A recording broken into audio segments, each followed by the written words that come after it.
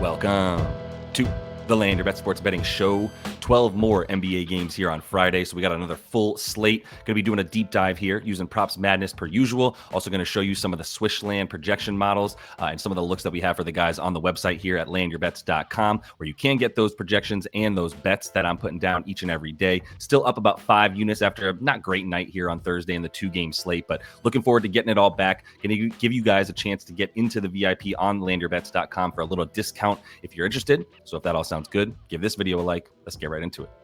As always, going to be using Props Madness to show my screen here and share with you guys exactly what I'm looking at. This is the #1 sports betting research tool around. This thing has been improved over the summer, I promise you. Has a lot of stats, all of the matchup data that you need here. So definitely make sure to use code LYB. If you are going to use propsmadness.com, get 25% off on your first month there. First game we're looking at here, we've got an early start, 6:30 p.m. on the East Coast in Toronto between the Bucks and the Raptors. A couple of 1-0 teams here as the Raptors wiped the floor with the Hawks there and getting that first game. Big expectations for the Hawks, not as much for the Raptors. And the key for me was that Scotty Barnes, RJ Barrett, IQ, Brandon Ingram all basically had the same amount of touches. Scotty Barnes had 13 potential assists. All 3 other guys, Ingram, Barrett, Quickly, all had 8 potential assists. Quickly ran hot. I believe he had 8 assists on those 8 potentials. But this is what I've been looking at with this team is like, who is the point guard? Who's the facilitator? I do think it's going to be Scotty Barnes a bit more. Some of the intel that we were getting was that Brandon Ingram was going to be the guy that you were expecting to get the dimes, but the touches really go Scotty's way, especially in the front court where you expect him to continue to be a bit more of a facilitator. He's the worst shooter of all 3 of those guys, or of all 4 of those guys, really, including Emmanuel Quickly, right? He and Pirtle are the guys that can't really shoot. So really, you look at him to continue to attack and drive and then facilitate. And the assists for him are basically at the same number as the other guys. Now, it's a little bit more juiced at 4.5, but even for Quickly, for his assists, he's at 5.5 juiced, and he's considered the point guard. But like I said, 8 potential assists in this last game versus the Hawks, as opposed to Scotty Barnes, who had a tougher matchup as well. I would say in Jalen Johnson there, guarding him for most of the game. So I do like Scotty to continue to get the dimes for this team. That's what I'd be looking at as pretty much my favorite bet for the Raptors. And then on the other side, I think Giannis, hear me out on this. I think Giannis genuinely wants to win MVP, or at least have as good of a season to be up there in the rankings for that as he moves forward into whatever he's going to do next, wherever he's going to do it. Because what happened in this Wizards game here, as we look at his 37 points on just 26 shots, really good day from all over. He also had a bunch of assists, but the key here to me was that they were winning this game against the Wizards by like 20 in the second quarter.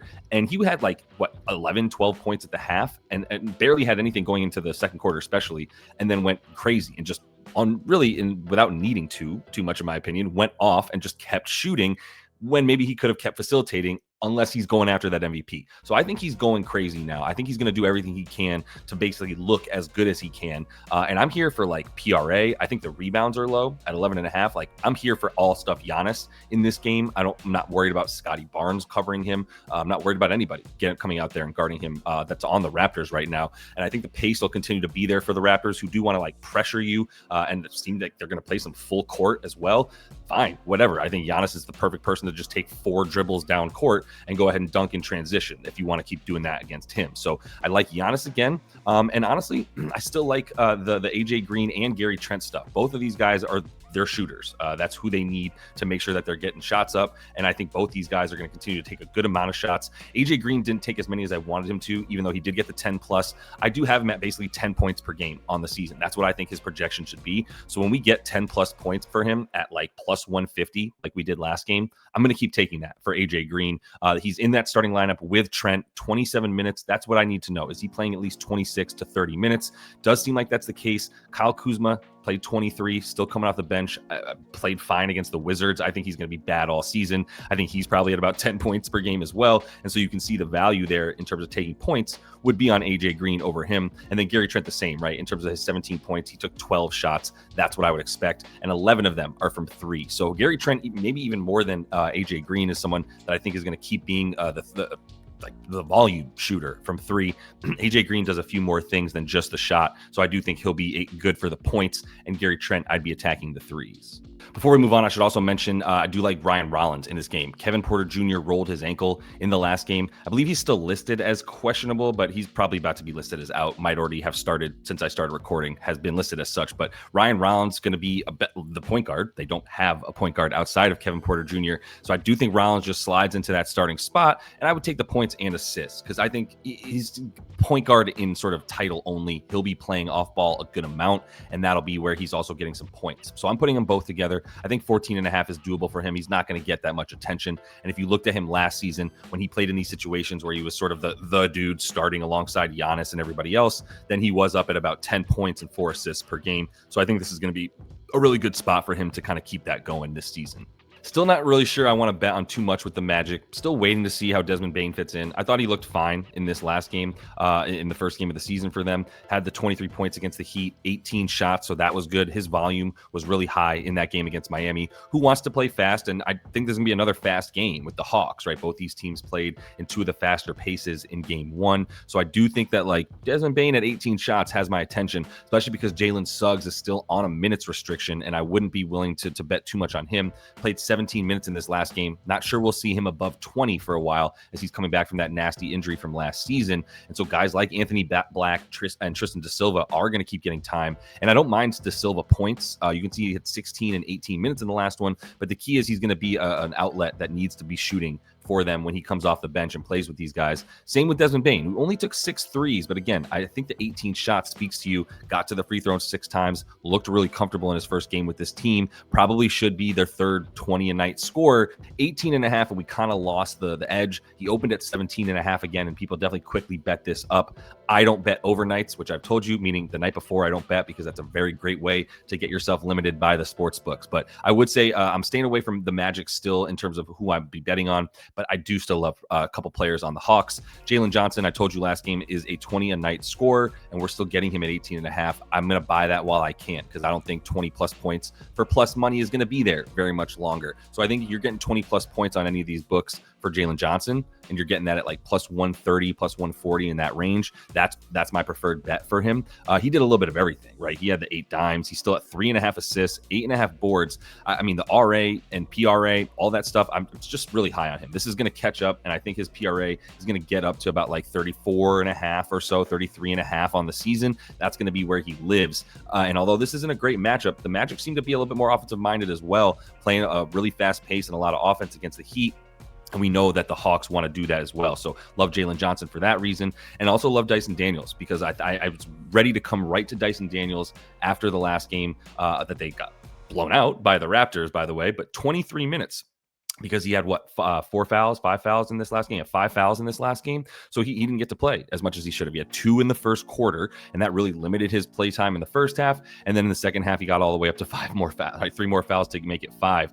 That's why he looked so bad. And that's why he had 23 minutes, only 4 shots. As far as the assists, he had 2 on just 6 potentials, by the way, is pretty good in 23 minutes. I'll take the 6 potentials for him because I think he will be up at like 8 or 9. It's going to be him, Jalen Johnson, and Trey, obviously, who are the ball handlers and the guys that are allowed to sort of create offense, but all of it. If you wanted PRA, great. I think I'm going to go PRA for Dyson Daniels, but the key is that this is a guy that is being undervalued with his lines in the market because of the poor performance in game one. And a lot of models might still just be pulling stuff from one game's worth of data and are showing Dyson Daniels is not that good because of how bad he was in game one. Nah, obviously he's still going to be, I think, a 22, 23 and a half a night kind of PRA player. So that's why I still like his over on the PRA in this game. Not much else. Kristaps and Onyeka Okongwu both split time about as evenly as you thought they would. So their lines are going to be pretty clean. Like Porzingis played the 26 minutes in this game, 12 shots, shot well. You like to see the 7 threes. Actually, that draws my attention more than anything.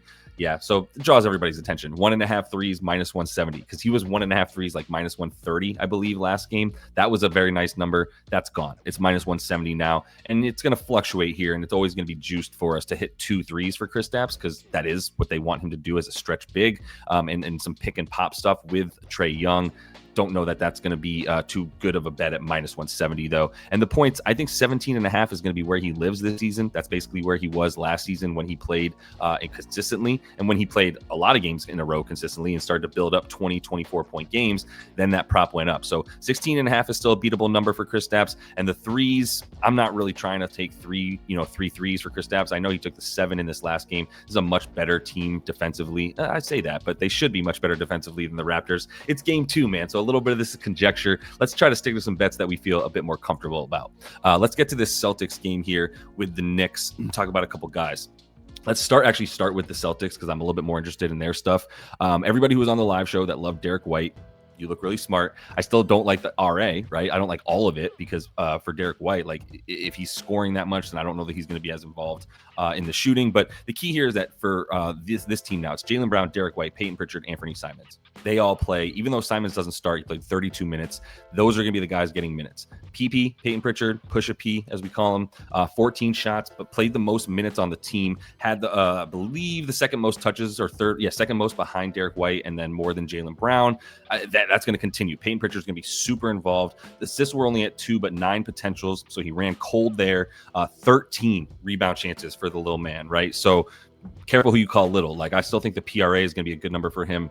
He shot like trash in this last game. What was his numbers here? 1 for 7 from 3, 6 for 14 from the field. Give the kid a break. It's his first year as a starter and one of the best players on one of the most historic franchises. I think he's going to be just fine. Look at this. 2.5 is still minus 153 on the 3-pointers for Peyton Pritchard. So they think he's going to score. They think he's going to keep taking 7 to 8 to 9. He's going to have a lot of 4 threes kind of nights, right? So stick with him. They're playing the Knicks. Looked fine against the Cavs. I thought the Cavs looked like trash more than anything, to be honest. And obviously Garland was one of their key guys being out, DeAndre Hunter, but like, nah, man, they should have been way better. The Knicks looked good enough to beat them, but I wasn't super impressed, especially with their defense. I think Cavs just missed a ton of shots. Jalen Brunson played off ball, didn't shoot very much. I still don't have much for this Knicks squad with Hart out, Mitchell Robinson out. Not sure what their lineup is going to, rotation is going to look like. Deuce McBride got all the minutes in the last one. Once we get Deuce minutes, I would, prop lines, I should say, I would keep an eye on him over Clarkson and Shamet. I want to make that point clear to you guys. Deuce is the real deal, right? He played 26 minutes in this last game. The thing he does better than Clarkson and Shamet is D up. So he gets minutes. He's not a liability on either end of the floor. And the 15 points on just 7 shots, let's just keep it a buck. Like, I don't think we want to be going 15 plus points for Deuce every night. But I do think that we can bank on him getting 25 to 27 minutes per game here, especially with Josh Hart out, best defender off the bench at this point coming out for them. I do like some more Miles McBride in this game. Once we get his lines, maybe at about 10 plus points, if we get that for plus money, that's a nice look right there. Other than that, don't really like much for the Knickerbockers. And for this Celtics squad, I still think everything's super high for Derek White.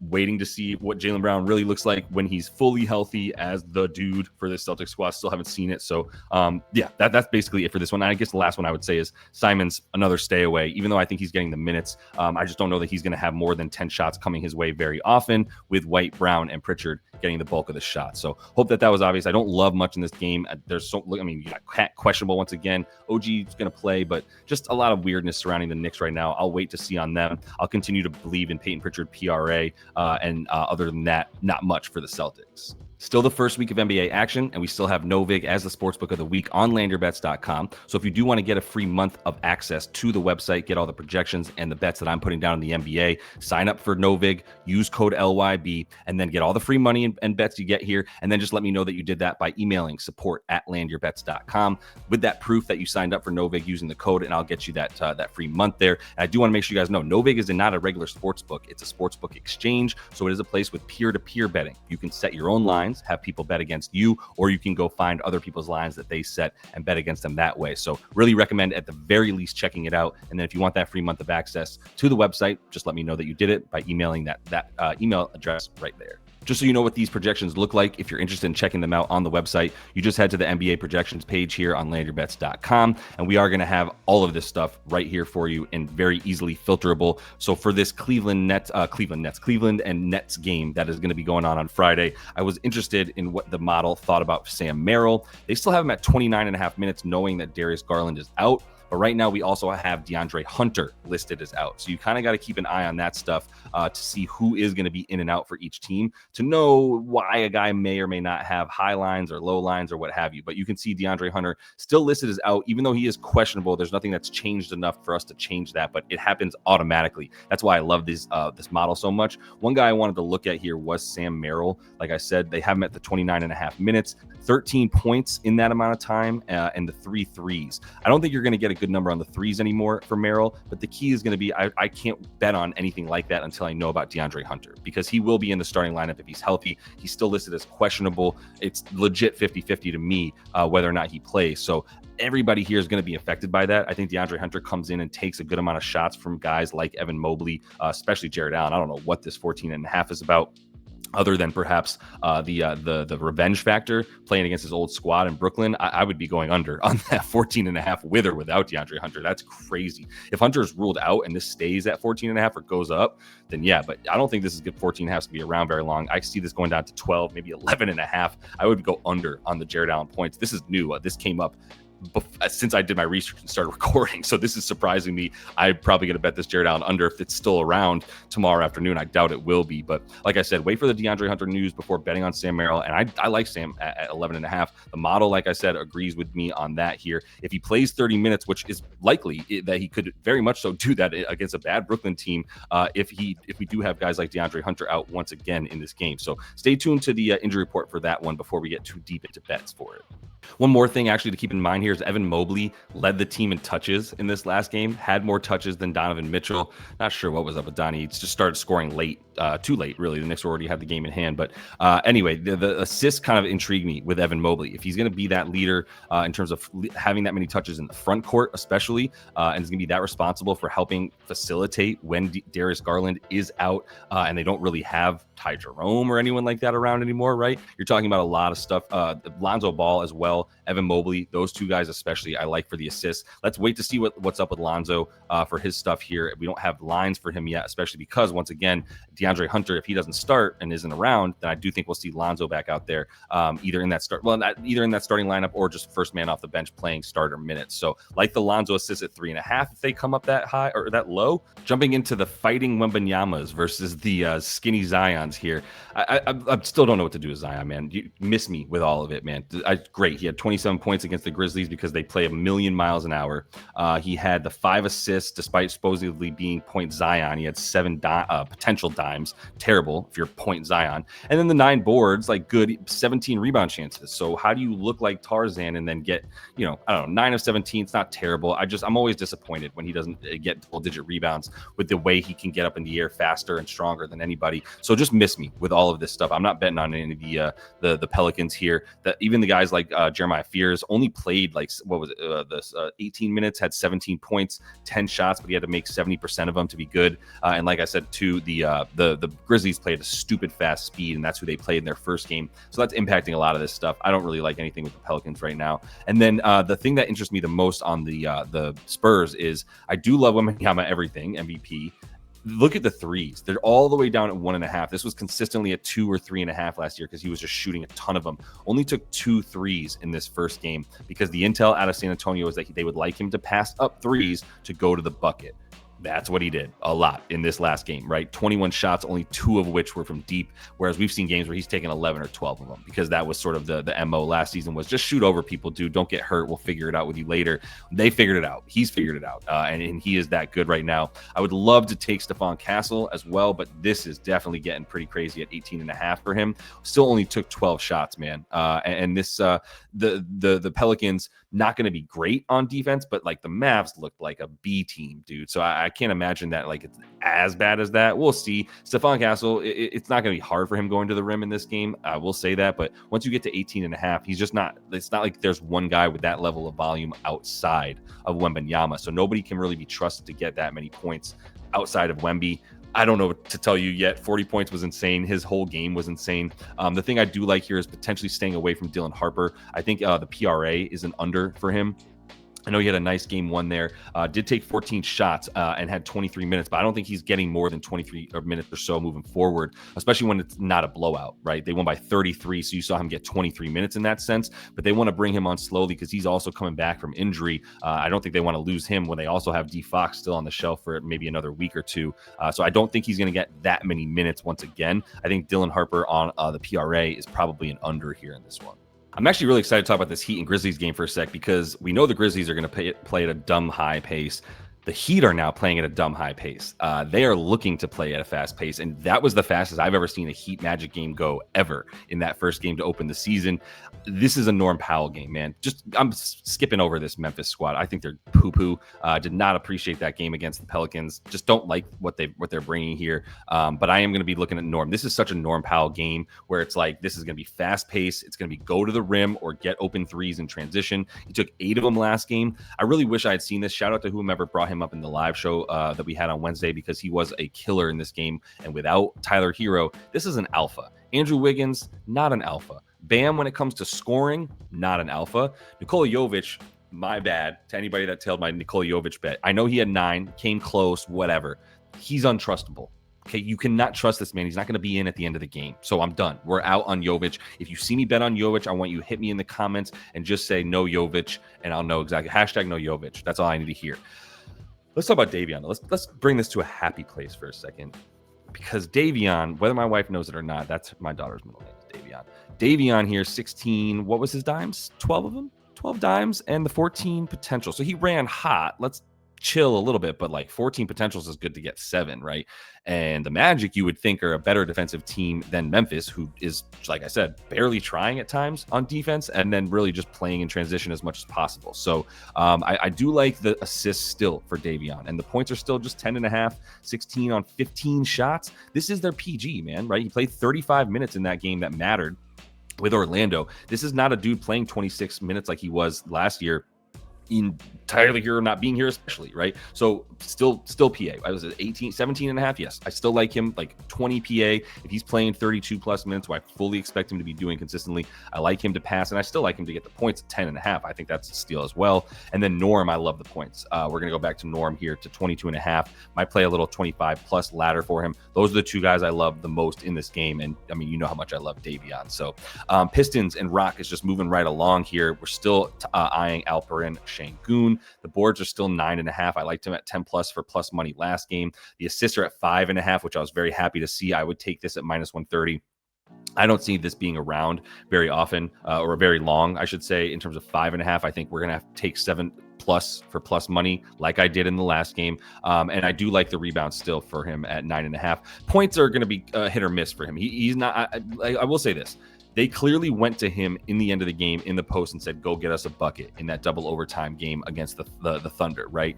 But I don't know that that's always going to be the case. I think KD is going to keep coming along and being like really crucial to the offense. And I do think Reed Shepherd continues to get some minutes. Like I'm going to be eyeing some stuff for him once again. I thought the assists were really interesting that he got 4 on 10 potentials and he's still getting 2.5 as his number here. That is a look for me as well. I think he's going to come in and also be an outlet, and they're going to see that they need him a bit more. Like you can't just play 4 dudes that are 6'10 plus just because you have crazy big athletes. You need to shoot. There's a whole aspect of this game called shooting. That's what Reed Shepherd does. And even though the threes, he took 2 on, well, no, it was 2 on 7. I thought it was like 2 on 4. That's right. He was 2 of 7. 7 threes, proving my point. I should just stick to what I'm saying since it's all looks pretty good right now. So Şengün and Reed, those are the 2 guys that I like here.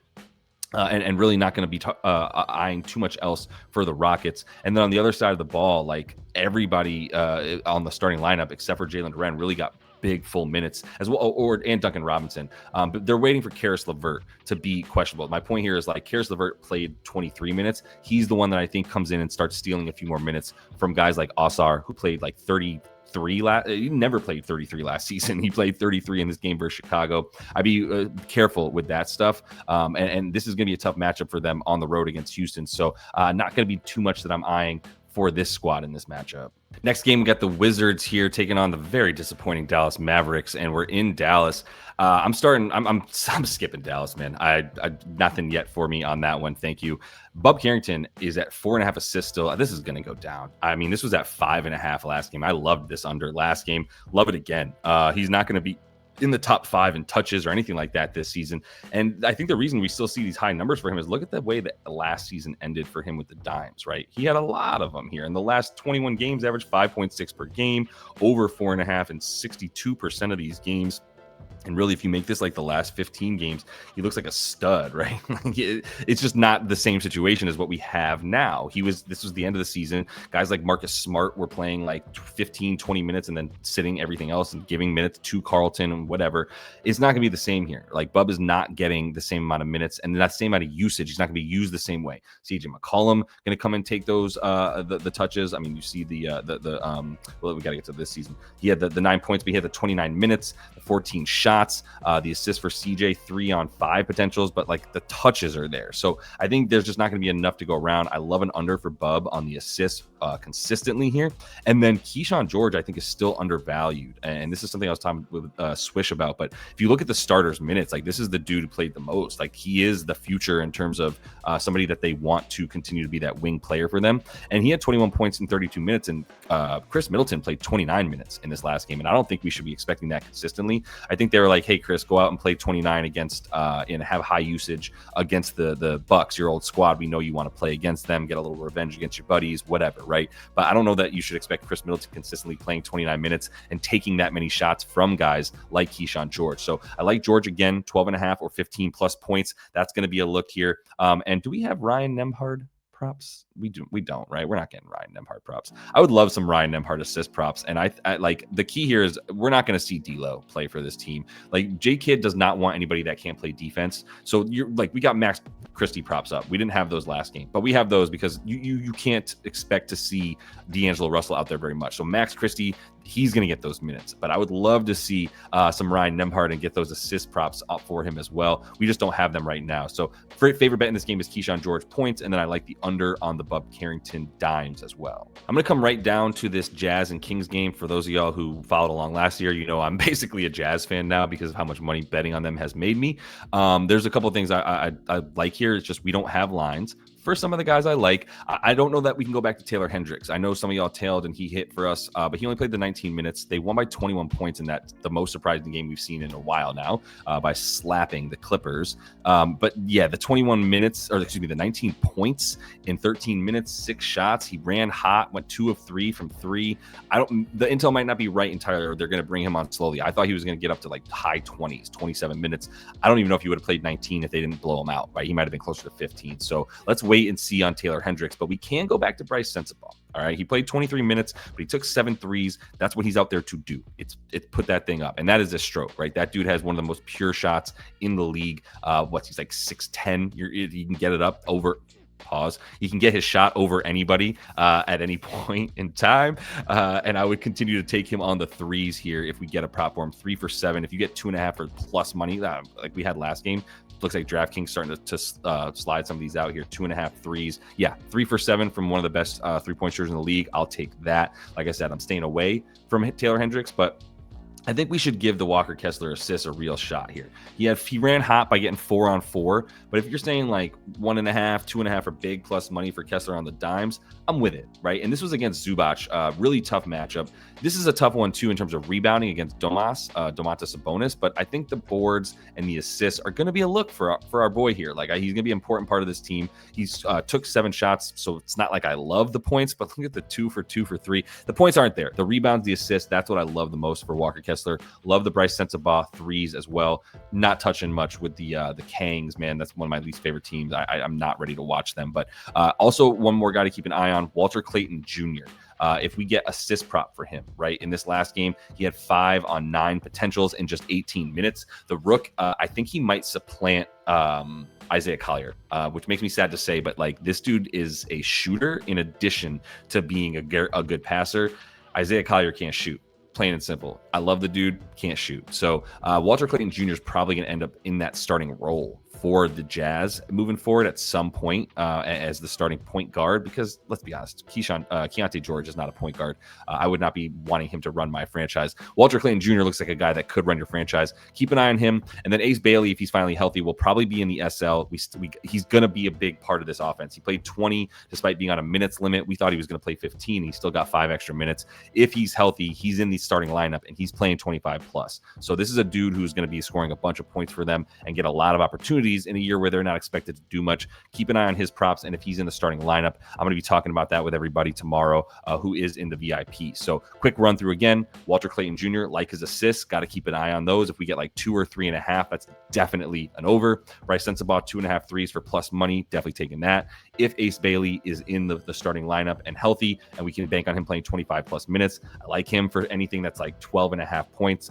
Anything to that effect is going to be an over for me. And then Taylor Hendricks, who worked out really well for a plus 150 hit in the last game. Don't know if we can go back to that in this game. And the last game of the night here is between the Suns, 1-0, and the Clippers, 0-1. 0-1, like a minus 21 on the season so far. What do we do with them? I don't know. I love Zubac, but I don't know right now, man. I think Zubac is going to come in. Yeah, I do know. 10.5 boards against Oso and Ryan Dunn, right, in the starting lineup for this team. They don't have a center. Mark Will is still on the restrictions, minutes restriction, and didn't start. I don't think Nick Richards played. I can't remember. It wasn't a factor. Not starting. Zubac is going to board up. I think Zubac 10.5 boards for plus money. This is probably going to end at like 11.5, like minus 140. So I would get to the rebounds while you can for Zubac in this game. I love that for him. And then I also like the rebounds for Brooks. He had 12 rebound chances in this last game, 4 boards. He's got a green light to do everything. Right? He's going to play a ton of minutes. He played 34 minutes. He's going to be a very important part of this Suns squad. He's going to get a ton of time. I think the points are getting high for a reason. He took 24 shots. He took 24 shots.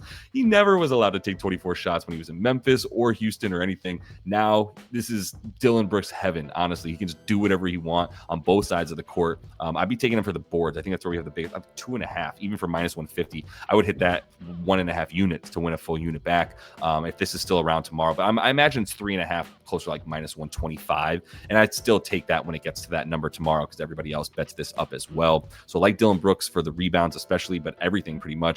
Zubac on the rebounds. Maybe a little flyer on Devin Booker. He's going to just go crazy this season, right? Like 19 shots in this last game. I think and 15 free throws. So his usage was stupid high, 31.3%. So he's going to keep shooting a million times, doing whatever he wants. He had a low assist game, but he had 14 potentials, and just 3 of those turned into assists. So he ran really unlucky and cold in that game on the dimes. You could still take that for plus money for 8, maybe a little double-double. This is a tough defense, allegedly. We just saw the Jazz work it, so we'll see if they're for real in terms of the Clippers. I'll probably wait and see on Devin Booker. Favorite bets are going to be Dillon Brooks, boards, and Zubac as well. All right, y'all. I know a bunch of you guys were a little bit upset that I don't just like give you a recap. This is probably misleading. I'm not giving you a recap. I hope you guys were listening. Hope you had fun. I'm exhausted, so I'm ready to hit it and be back with y'all tomorrow to get these bets down in the NBA. So best of luck until I see y'all next. Happy betting.